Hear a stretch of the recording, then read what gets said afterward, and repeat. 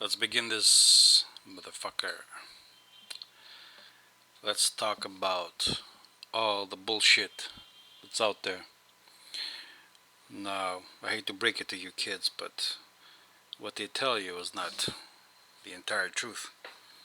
And take it from me, because I've had to learn this the hard way.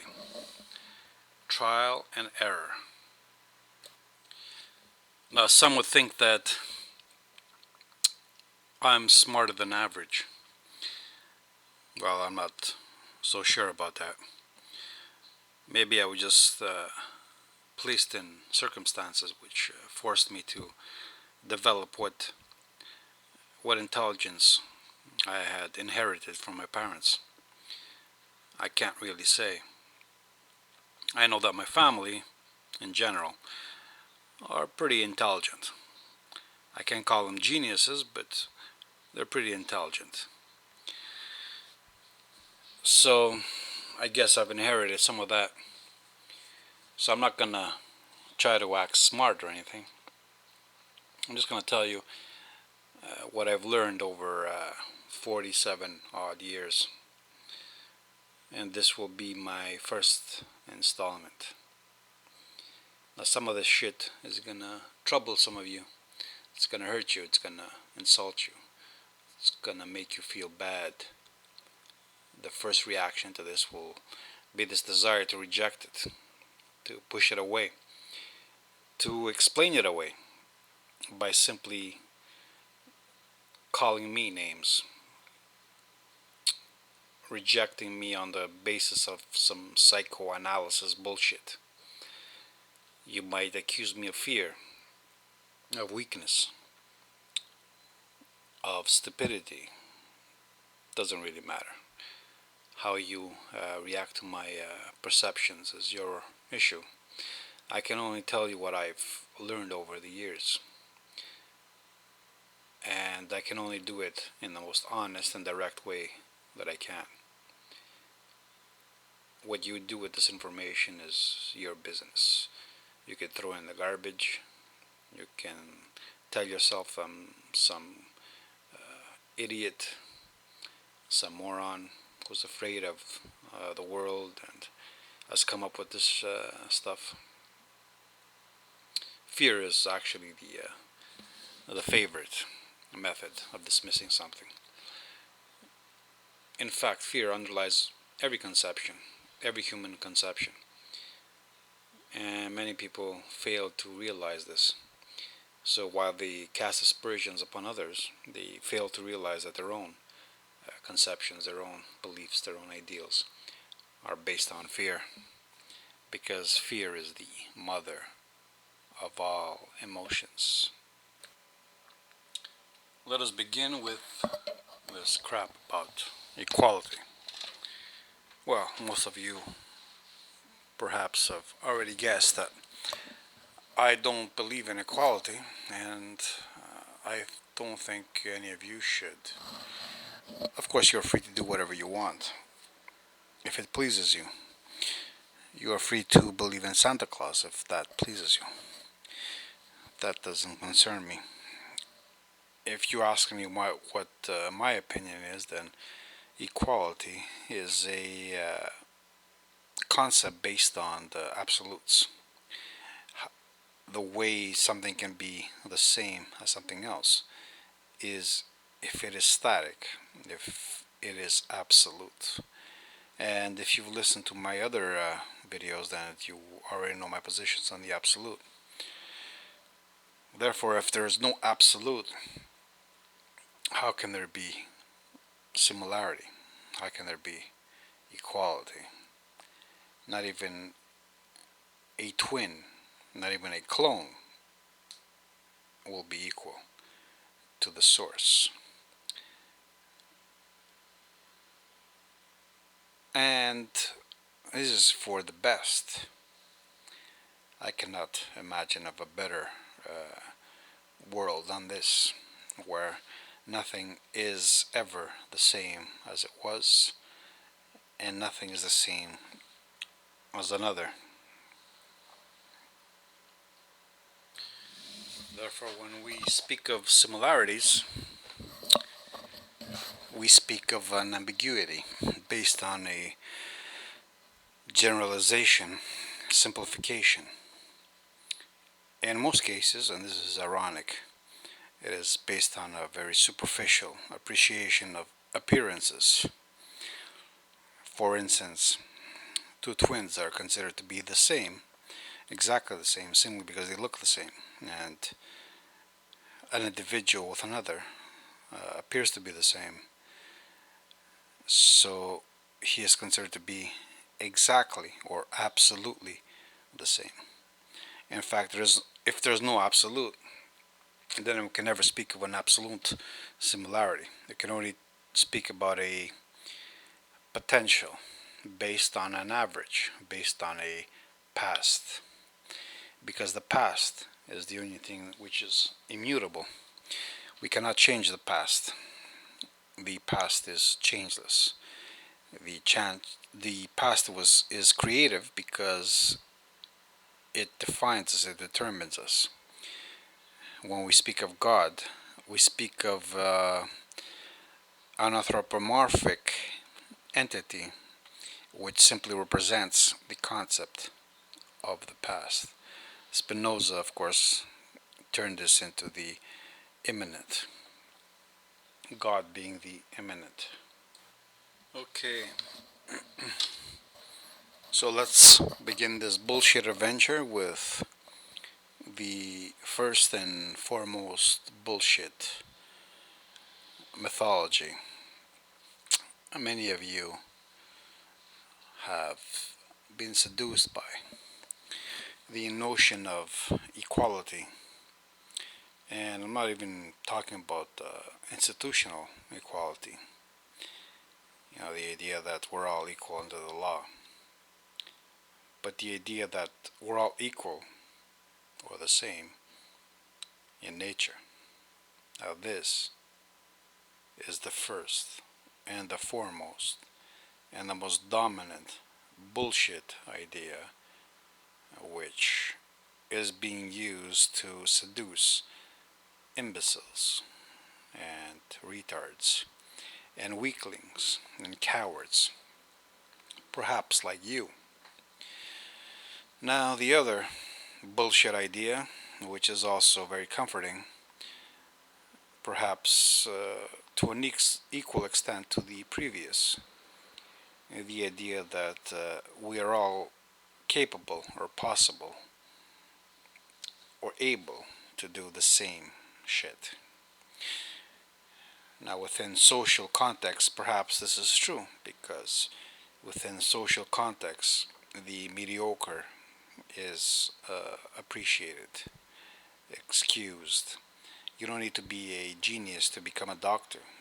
You need a above average intelligence, that's for sure, but you don't need to be a genius. And I've met doctors, and trust me, they are nowhere close to being geniuses. You don't need to be a genius to be a scientist. All you need to do is follow the prescriptions, the rules, the methods. You don't even need to be a genius to be a cook. You don't need to invent a new recipe. All you have to do is follow the old recipe and perhaps maybe tweak it.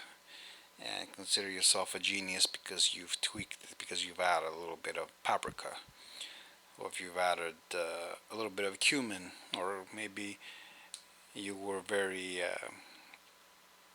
daring and you added some cannelle.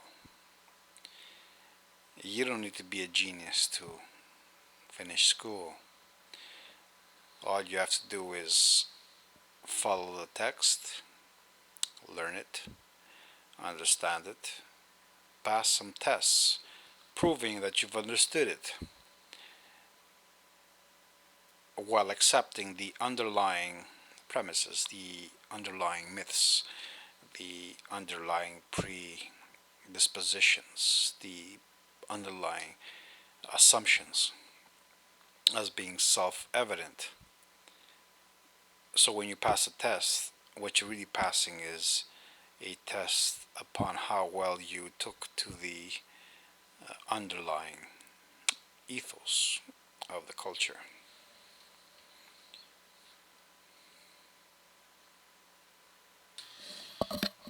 Out of this bullshit mixture, this salsa, this recipe of crap, we come to this idea that you can be anything you want.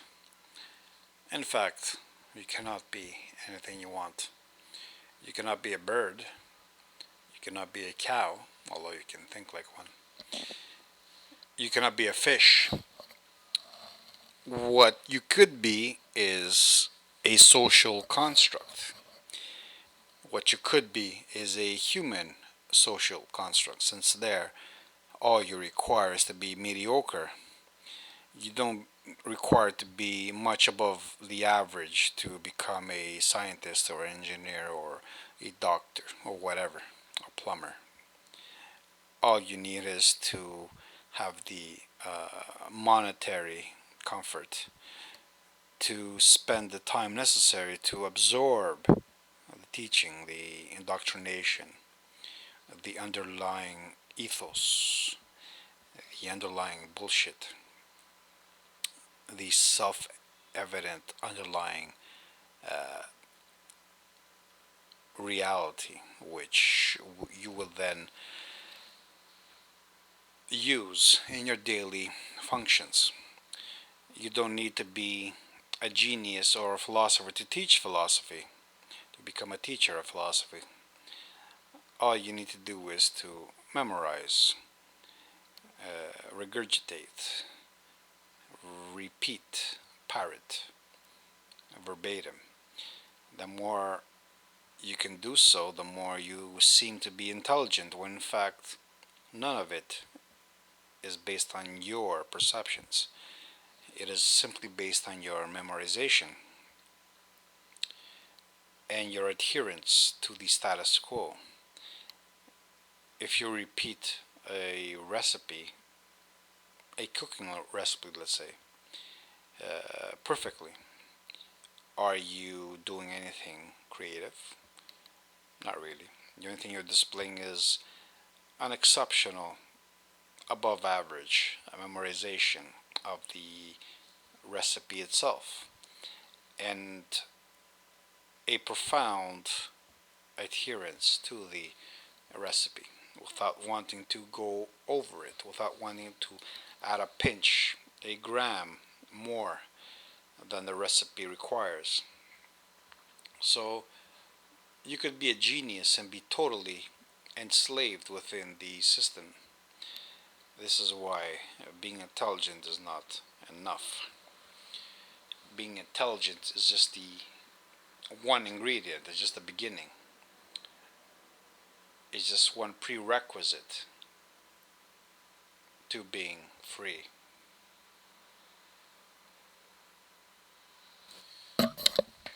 In fact, modern systems are geared, they're made to incorporate mediocrity within their functions, within their institutions. So one would not expect that you require much more than the average intellect to participate, to be included, to be accepted, to function. Of course, this is different than to excel. It's different to be a scientist who simply goes through the motions and repeats the prerequisites and follows the rules and does his job. And it's a different thing to break the rules, to go beyond them, to stretch them, to challenge them. This is why it's easy to create an institutional educational system which produces automatons that simply repeat their functions. Lawyers, it's take precedent and apply it. That simply think within the boundaries of justice. They never question justice. They think within the boundaries of it. individuals that cannot escape the boundaries of their focus, of their institutionalization, of their training, of their careers. So you get all these people that are successful within the criteria of society, and yet cannot think beyond these criteria, and they would not dare to, and they would not want to, since they've dedicated so much time and effort in acquiring the credentials which prove that they can think within the criteria. And therefore, why would they challenge the validity of this designation of these criteria? They would not. This would be like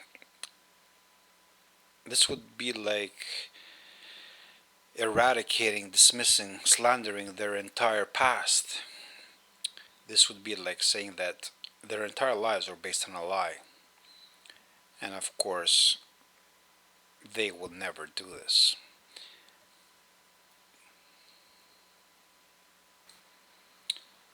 Well, this is the basis, the foundation of the crap that we're living in.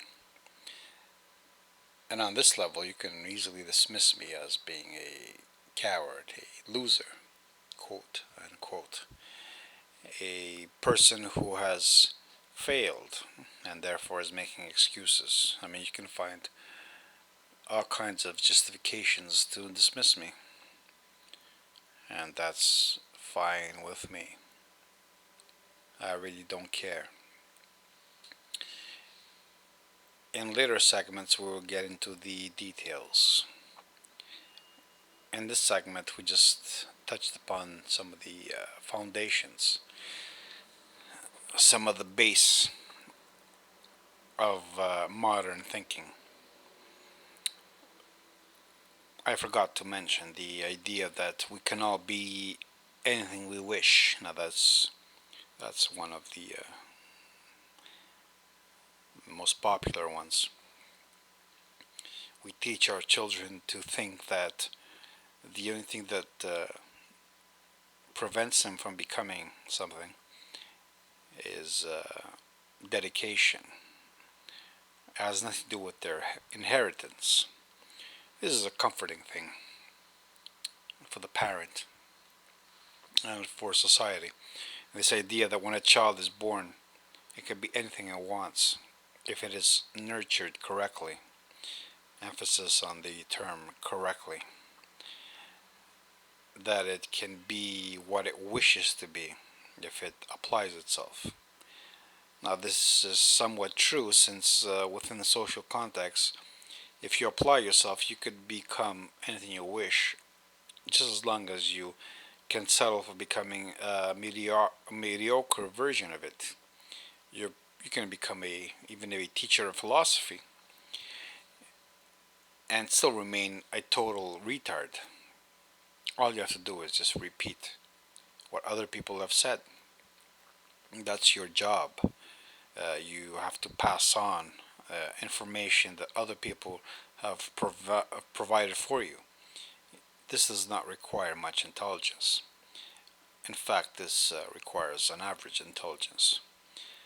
So, if you really apply yourself, even if you have an average intelligence, even slightly below average intelligence, you can teach philosophy because you don't really need to present your own views of reality. All you have to do is present other people's views on reality.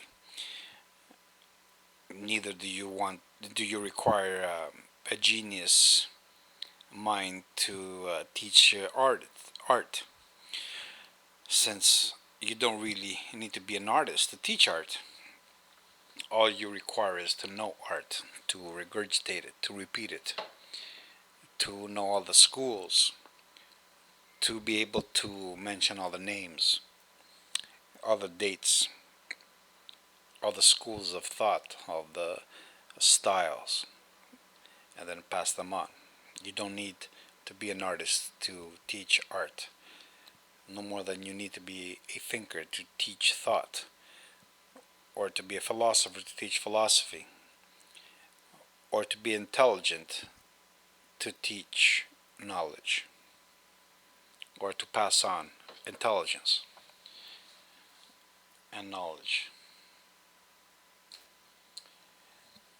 This ends segment 1. Ta ta.